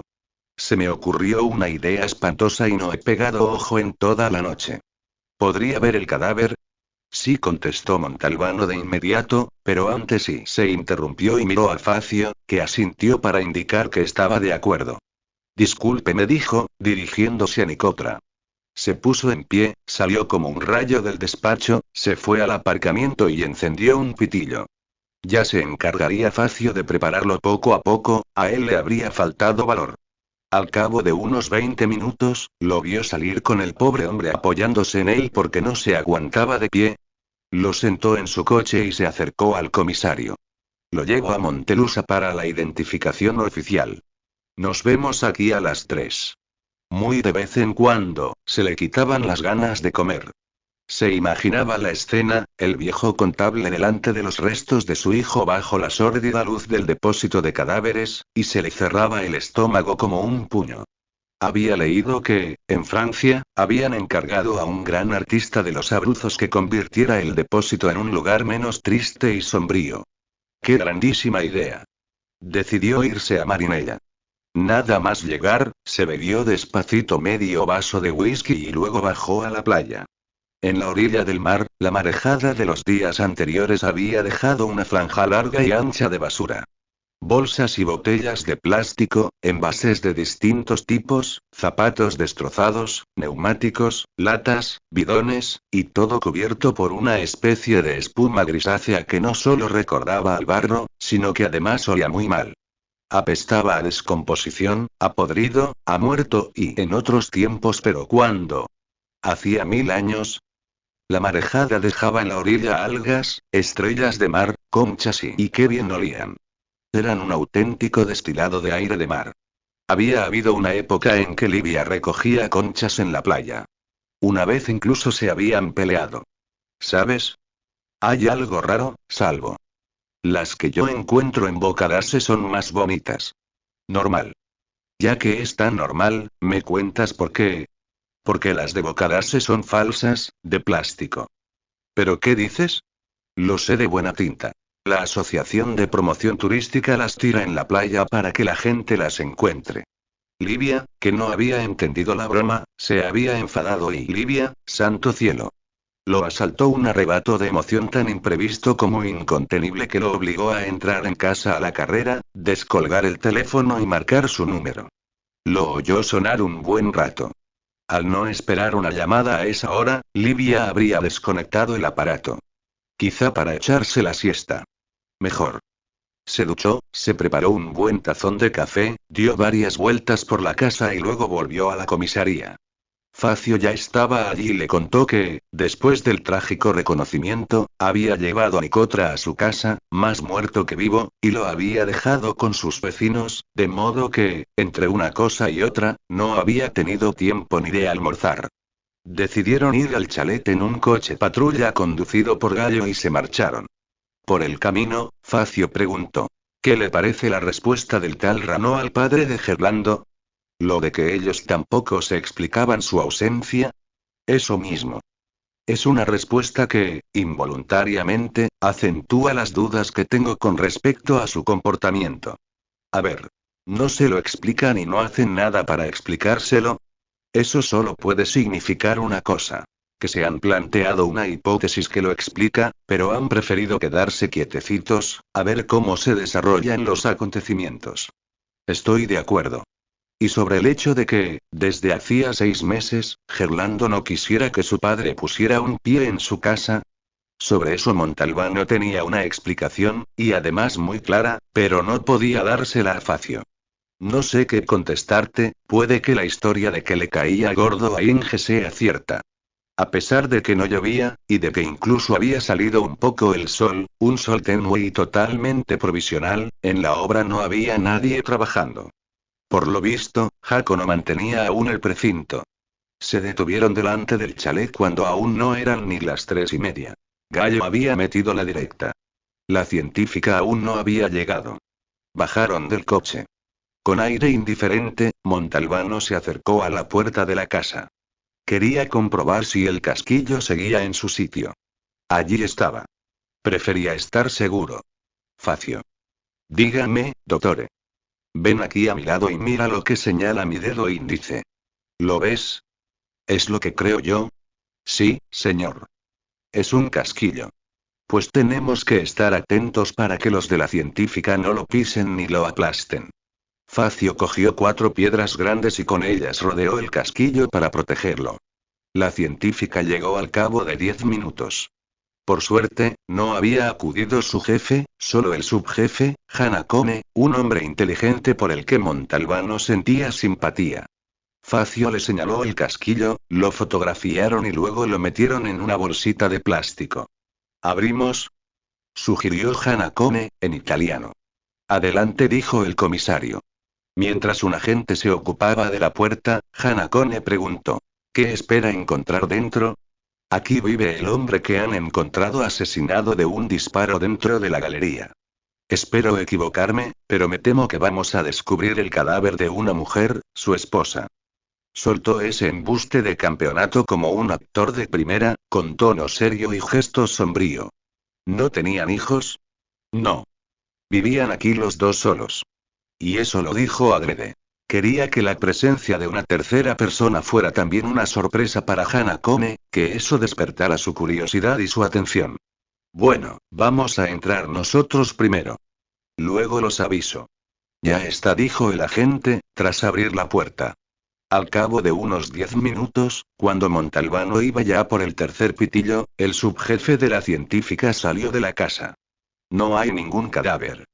Menos mal, respondió el comisario, soltando un suspiro fingido de alivio. Pero aquí no vivían 2 personas, como me ha dicho usted, comisario. Además del matrimonio, otra persona ocupaba una de las habitaciones. Montalbano miró a Facio poniendo una falsa cara de asombro magistral. La del inspector jefe, en cambio, era auténtica. Otra persona. Pues sí. Mire, Hanakone, es imprescindible que no puedo dejarlo pasar, lo siento. En el suelo hay huellas de barro y se lo ruego. Las palabras eran de súplica, pero el tono era el de una orden que no admitía una negativa. Hanakone lo entendió. Negó con la cabeza y luego se encogió de hombros, resignado. Está bien. Síganme en fila india y no toquen nada bajo ningún concepto. Entraron. Habían encendido las luces. Facio miraba en todas direcciones con atención, como para fotografiarlo todo. Aquí ha habido una pelea, susurró a la espalda de Montalbano, al ver las 2 sillas por el suelo. Sí. El comisario llevaba la escena grabada en la cabeza. Hanakone los hizo subir al primer piso y los llevó a la habitación que había delante de la escalera. Este es el dormitorio de la otra persona. El matrimonio ocupaba ese otro de ahí delante. Pero si esa almohada está manchada de sangre. Sin duda debieron de pegarle, exclamó Montalbano, fingiendo sorpresa. Probablemente le golpearon en la cara para obligarlo a levantarse y a vestirse, señaló Hanakone. ¿Podría abrirme el armario?, pidió el comisario. Hanakone lo abrió. Era un hombre, a juzgar por el color y el corte de la ropa, y de cierta edad. Puede cerrar, gracias. Cuando volvieron a salir al pasillo, Facio probó suerte. ¿Podríamos ver el otro dormitorio? Por favor, siempre en fila india. En cuanto entraron en la habitación, Facio hizo una observación más para sí mismo que para los demás. ¿Por qué se han llevado la ropa? ¿Qué ropa? Preguntó Hanakone, sin entender a qué se refería. La explicación se la dio el comisario. Está claro que tanto a la mujer como al tercer ocupante de la casa, antes de secuestrarlos, los obligaron a vestirse. Pero tampoco está la ropa de la víctima, que tuvo tiempo de huir en bicicleta y al que encontraron en camiseta y calzoncillos. Aquí solo están los zapatos. Un momento, dijo Hanakone. Salió y volvió casi al instante. En el baño no hay nada. Entonces queda claro que se la llevaron los atacantes, concluyó Montalbano. Soltó un suspiro profundo y continuó. A ver, Hanakone, creo que es importantísimo identificar a la persona que dormía en el otro cuarto. Mire, comisario, tenemos la sangre de la almohada y seguro que encontraremos una gran cantidad de huellas dactilares. Será un trabajo largo, pero lo conseguiremos. ¿Cómo de largo? Calculo que con el día de hoy no bastará y habrá que seguir mañana. Por suerte no hay ningún cadáver, así que podemos trabajar con total tranquilidad. En ese caso, me parece que no sirve de nada que nosotros nos quedemos. Estoy de acuerdo. Durante el viaje de regreso, ni Montalbano ni Facio abrieron la boca. Cada uno reflexionaba a su manera sobre lo que había visto en el chalet. En cuanto llegaron a la comisaría, Facio preguntó. Según Usía, ¿quién era ese señor mayor que vivía con Nicotra? No lo sé y no quiero hacer hipótesis en vano. Vamos a esperar las respuestas de la científica. Solo puedo decirte una cosa a ciencia cierta, y es el tiempo que llevaba allí. 6 meses. ¿Cómo lo sabe? Nos lo ha dicho indirectamente el padre de Gerlando al contarnos que hace 6 meses que no le dejaban poner un pie en el chalet. Es verdad y está claro que a ese huésped lo tenían bien escondido, porque ni la vieja de la casa de al lado ni el padre lo han mencionado. ¿Y lo de la ropa de Gerlando? Debieron de cogerla para no perder el tiempo buscando el móvil, la cartera, los papeles que llevara en los bolsillos y no sabían si lo habían herido o no, era posible que de algún modo consiguiera dar la voz de alarma y yo ahora me estoy preguntando si lo estamos mirando todo desde el lado que toca, dijo Facio. ¿Qué quieres decir? Tal vez el objetivo de los que entraron en la casa no era Gerlando, sino el huésped. De una sola cosa empiezo a estar seguro. Si Gerlando no hubiera huido, no habría habido ningún muerto, solo 3 secuestrados. Y si todo hubiera salido bien, quizá habría durado 1 o 2 días y nadie se habría enterado de nada. Pero ni Gerlando ni su mujer eran ricos, no podrían haber pagado un rescate. Ellos no, pero ¿qué sabemos de ese señor? Además, ¿quién dice que como rescate haya que pagar siempre dinero? Hubo una pausa. ¿En qué piensas? Preguntó Montalbano. Me estoy devanando los sesos para ver si consigo entender qué hacía ese hombre en casa de los Nicotra. En un primer momento, incluso he pensado que lo tenían prisionero y ¿qué va? Si en su habitación no había ni cuerdas, ni mordazas y... Exacto. Me da la impresión de que lo trataban como a una especie de pensionista. ¿Usía se ha hecho alguna idea al respecto? Para mí que se lo habían confiado a los Nicotra. Alguien les había encargado que lo atendieran. ¿Cree que podría ser un fugitivo? Es posible. Sin embargo, no me parece el sitio más adecuado para esconder a alguien así. La vieja, por poner un ejemplo, nos comentó que al chalet llegaban coches con frecuencia. A un fugitivo no vas a verlo en pleno día y a cara descubierta. Quizá los que iban a verlo eran parientes, amigos y eso también es posible. Pero nos queda una pregunta. Si no era un fugitivo, ¿por qué se escondía? ¿Qué motivos tenía? La cosa debía de ser muy seria, porque, cuando supieron dónde estaba, los asaltantes irrumpieron en la casa para secuestrarlo y no vacilaron en disparar a matar. O sea, que ese hombre debe de ser un pez gordo, concluyó Facio. Montalbano lo miró pensativo. Puede que hayas dado en el clavo, reconoció. 6. El comisario dedicó la última media hora de la jornada laboral a firmar los papeles que, según le habían dicho, eran más urgentes. En una ocasión, había querido hacer un experimento. Había cogido una hoja con un sello que decía urgentísimo contestar de inmediato y la había guardado en un cajón. Habían pasado meses y más meses, y nadie se había dado cuenta de que no había contestado. Convencido como estaba de que se trataba de un ritual burocrático de lo más inútil, había empezado a estampar su firma donde tocaba sin leerse ni una sola línea de lo que había escrito. Y eso le funcionaba a las mil maravillas, porque nunca le había llegado comentario alguno de la administración. Al rato, decidió que ya había trabajado bastante y que se había ganado el sueldo. Se levantó, salió de su despacho y, al pasar por delante del cubículo de Catarella, lo vio enfrascado en un crucigrama. Tenía el ceño fruncido y mordisqueaba el lápiz. ¿Puedo echarte una mano? Sí, señor Dottori. No me viene la palabra. ¿Qué dice la definición? Junto al cuerpo de carabineros, da caza a los ladrones y a los asesinos y mantiene el orden público. ¿De cuántas casillas es? 7. Policía. ¿Está seguro? Lo había pensado, pero luego lo he descartado. ¿Por qué? ¿Cuándo hemos dado caza nosotros a nadie junto a los carabineros? No le faltaba razón. Eso es que me he equivocado. Hasta luego. Cogió el coche y se fue a Marinella. En cuanto arrancó, lo asaltó de golpe y porrazo, con la misma furia que un perro rabioso, una gran hambre atrasada. No había sido capaz de almorzar y ahora el cuerpo le pedía con insistencia reponerse sin perder tiempo. Sin embargo, a 20 metros del desvío que llevaba a su casa, tuvo que parar porque tenía delante un atasco interminable. ¿Qué habría sucedido? A esa hora había tráfico, sí, pero una retención de esa magnitud no era normal. Seguro que había habido un accidente provocado por algún borracho o por alguien que iba drogado, como sucedía cada vez con mayor frecuencia. La parada imprevista llevó el ataque de hambre hasta niveles de ofuscación. En poco rato, había agotado el repertorio completo de blasfemias que conocía. Y, para colmo, en un momento dado se dio cuenta de que no le quedaba tabaco. Aquello era ya demasiado, así que, mordiéndose la punta de la lengua, decidió iniciar la peligrosa maniobra de salir de su carril y circular en contradirección.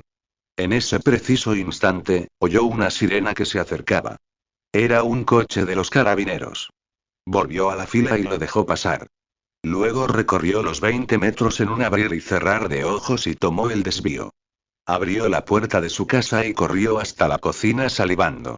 Adelina le había preparado una doble ración de sartú de arroz y, por fin, una generosa fritura de calamares y gambas, plato que, tras la larga abstinencia, decidió disfrutar sin prisa, dejando escapar de vez en cuando una especie de lamento placentero. Después de recoger la mesa fue al baño y se lavó la cara varias veces con agua fría. Era como un ritual de preparación para la llamada alivia. Así se quedaba más relajado y, por lo tanto, más preparado para recibir el puñetazo en el corazón que suponía oír su voz tan triste y lejana. La llamó. Se habían acabado hacía tiempo las largas conversaciones nocturnas que con frecuencia concluían con una riña. Livia se acostaba temprano, agotada por haber tenido que aguantar un día más. De repente, Montalbano se dio cuenta de que tenía otra voz, mucho más animada, y se alegró. ¿Te encuentras mejor? Un poquito. Hoy ha hecho buen día y he aprovechado para salir y hacer las compras indispensables. Es que tendrías que salir todos los días para que te diera el aire. Moverte, pasear y... Lo había oído mal. Olivia había soltado una risita. Ojalá fuera cierto. Creo que a partir de hoy me voy a ver obligada a hacerlo. Montalbano se quedó atónito. ¿Quién va a obligarte? Adivina. No se me ocurre. Un ser pequeñito que en este momento duerme encima de mis rodillas. El comisario lo entendió al instante. ¿Has recogido un perro? No he tenido más remedio. Es un cachorro callejero diminuto que ha empezado a seguirme y ya no me ha dejado. Me ha conmovido y me lo he quedado. Has hecho muy bien. Ya verás cuánta compañía te hará. Tendrías que llevarlo al veterinario. Voy a hacerlo por la mañana. Muy bien. Así, entre una cosa y otra, y teniendo que sacar a pasear al perrito, empezaría a salir a diario. ¿Cómo lo vas a llamar? Aún no lo he decidido. Siguieron hablando un rato más y luego se dieron las buenas noches y se mandaron un beso desde la distancia. Mentalmente, Montalbano encendió una vela enorme y la puso a los pies de la estatua de un santo desconocido, aunque sin duda alguna existía, que protegía a los animales. Luego se sentó delante del televisor para ver las noticias de las 10. Puso Televigata. Sentía curiosidad por descubrir cómo interpretaban el homicidio de Nicotra. Con frecuencia, y de buena gana, ese canal se prestaba a servir de portavoz no oficial a la mafia. Era bien sabido que, entre sus accionistas, había testaferros tanto de los Cufaro como de los Sinagra. Salió Ragonese, su periodista estrella, que siempre encontraba una forma de atacar al comisario, de hablar mal de él por una cosa u otra, de desacreditarlo entre los habitantes de Vigata. Y ha sido identificado, a última hora de la mañana, por su padre. Hemos conseguido ponernos en contacto con el doctor Domenico Augello, de la comisaría de Vigata, que nos ha dicho que no estaba autorizado a hacer declaraciones. El estilo montalbano, basado principalmente en una altivez injustificada y un desprecio total por la información, impera en nuestra comisaría. Entre las distintas hipótesis que circulan sobre el móvil del homicidio, una nos parece la más convincente y, por nuestro deber de informadores, la ponemos en conocimiento de nuestros espectadores. Según se cuenta, la bella y joven señora Inge, esposa del pobre contable Gerlando Nicotra, era, digámoslo así, propensa a las aventuras extramatrimoniales. La noche fatídica, el señor Nicotra, que solía tomar unos somníferos que le provocaban un sueño profundo, se habría despertado inesperadamente y se habría percatado de que su mujer no estaba a su lado en la cama. Habría esperado un poco, pero, al ver que no regresaba y tras oír un cuchicheo procedente del piso de abajo, se habría asomado con cautela a lo alto de la escalera. Y así es como habría descubierto a su mujer en brazos de otro hombre. En ese punto, probablemente cogió una pistola para bajar y amenazarlos a los dos. El amante de la señora, en absoluto atemorizado, habría logrado, tras una breve refriega, desarmar a Nicotra, el cual, temiendo por su vida, habría intentado darse a la fuga con la bicicleta de su mujer. Entonces el amante le habría disparado, y de inmediato habría huido acompañado de la señora Inge. Esta reconstrucción, lo repetimos, es la que más nos convence. Por otro lado, es bien sabido que el contable Nicotra era un hombre de conducta ejemplar y un trabajador modélico que apagó el televisor. Ya sabía todo lo que necesitaba saber. La memoria le decía, y a eso se sumaba tal vez lo que había leído al respecto, que en Sicilia era tradicional que todos los delitos de la mafia se hicieran pasar, antes que nada, por asuntos de cuernos. El día siguiente ofreció como regalo un sol triunfante en un cielo carente de nubes. Montalbano se quedó tan sorprendido y se sintió tan contento que, a pesar del mal oído que tenía, se puso a cantar el Uceban le Estelle e incluso después de la ducha prosiguió con la exhibición cantora, hasta que en un momento dado la interrumpió de golpe. Le pareció que sonaba el teléfono. Aguzó el oído, con la mano de la maquinilla de afeitar medio levantada. Nada. Claro que probablemente habían llamado, pero ya había dejado de sonar. Y entonces, queridísimo Salvo, ¿quieres creerte de una vez que de verdad te estás quedando sordo? El buen humor desapareció por completo y vino a sustituirlo un arrebato de rabia contra sí mismo. Yo oigo perfectísimamente. ¿Entendido, gilipollas? Espetó a la cara que veía reflejada en el espejo. Y la cara del espejo replicó. Mira quién habla. El gilipollas eres tú, que no quieres aceptar la realidad. ¿Qué realidad? Que estás sordo como una tapia. La disputa quedó interrumpida por el timbre del teléfono. ¿Ves cómo sí que oigo? Gritó el comisario a la cara del espejo, antes de ir a contestar. Era Mimí Augello. Eso lo extrañó. Augello nunca lo llamaba a Marinella, prefería que fueran otros los que lo molestaran en su casa. ¿Eras tú quien ha llamado hace un momento? Sí. Diantre. El teléfono había sonado de verdad. ¿Qué pasa, Mimí? Quiero instrucciones. ¿Sobre qué? Sobre si tengo que creerme la información que me ha llegado a través de una llamada anónima que acabo de recibir. Le quedó todo muy claro. El cabrón de Augello, el muy hijo de la gran puta, se estaba vengando por la reprimenda que le había soltado. Pero no podía hacer otra cosa más que seguirle el juego. ¿Qué has descubierto? Que esta noche han quemado un coche en el término de Riggio y que la carrocería aún echa humo. Muy bien. Ve a ver de qué se trata. ¿Estás seguro? El tono irónico de Mimi le puso la mosca detrás de la oreja. ¿De qué? De que vaya yo. ¿Y por qué no ibas a ir? Porque Facio, que está aquí a mi lado, me ha dicho que el término de Riggio limita con el de Pizzutello. Coño. Exclamó Montalbano. ¿Lo ves? Hasta luego, te paso a Facio. Oiga, doctore.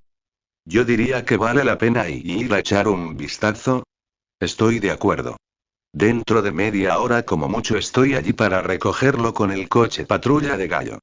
Pasaron por la obra desierta y vieron delante del chalet los dos coches de la científica. Les pregunto cómo lo llevan, sugirió Facio. No. Sigamos. El bar-restaurante ilegal de la vieja estaba abierto y en plena actividad. Mientras salía un cliente con una bolsa de plástico en la mano, entraba otro. Un centenar de metros más allá, a mano derecha, había una pista de tierra.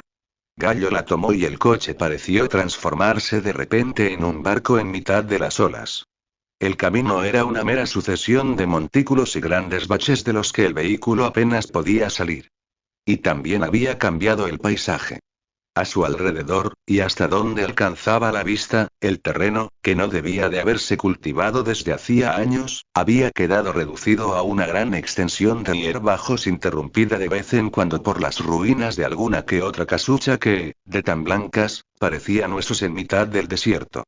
¿De verdad había existido por allí la tierra de los limones, e incluso de las naranjas? ¿O había sido una fantasía poética? Que no se vieran ni hombres ni perros era casi normal, lo que causaba cierta inquietud y desasosiego era que en el cielo no hubiera pájaros. Dentro del coche patrulla nadie hablaba. Aquella desolación no animaba a decir nada. ¿Pero estamos seguros de que esa puñetera llamada anónima no ha sido para darnos por culo? Preguntó en un momento dado Montalbano, que ya estaba hasta las pelotas. Ahí está, anunció Facio.